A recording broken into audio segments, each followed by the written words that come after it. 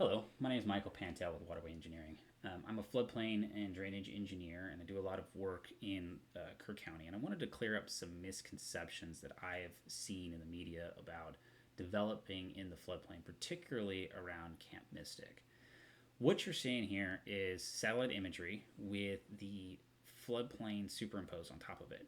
This darker blue here is a Zone A floodplain, and what that means is that it hasn't been studied. It's an approximate flood zone. If you want to develop in there, you have to get a study to get actual elevations and understand what the true 100-year 1% floodplain actually is. This light blue area is the Zone AE, which means it has been studied and it has elevations associated with it. And the thing about developing in the floodplain is while it has bounds associated with it, really we develop to the elevation. So if you are above the elevation, you can develop, you can build your structure. It needs to be at least 1 foot above that elevation, but it just needs to be above it. And when these maps were developed back in 2011, they were developed using old USGS topo data. And since then, the USGS has flown 1 meter LiDAR across the entire country. And places, especially places like Kerr County, the difference between the topo, the old topo, and the new data is pretty substantial. And so, in the case of Mystic, you have a situation where, yes, the extent goes all the way out to here. So it would indicate that the floodplain goes out to there. But if you were to actually use the elevation data and compare that to the newer topo, you get this red line, and that red line is your true floodplain development extent.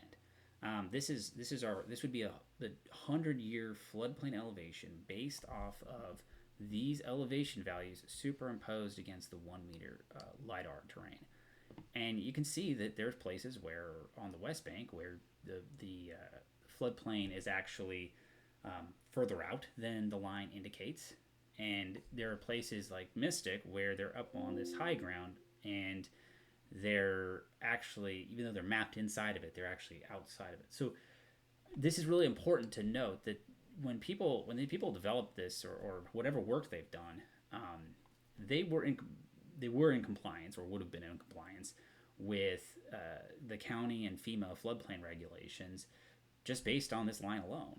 That even though they'd have to meet the regulatory requirements of being in a floodway, the reality is the elevations indicate they're not.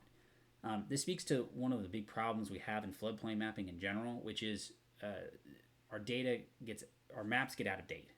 2011 was 15 years ago almost, and the amount of data we have today is immensely more than we had back in 2011. You get updated flows, you can get updated hydraulic models, and then you obviously get updated topo.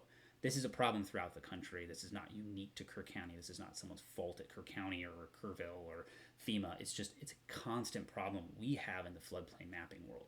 And so while it could be you could easily look at this and go, how irresponsible could you be to build here? The reality is that the reality is much more nuanced than that.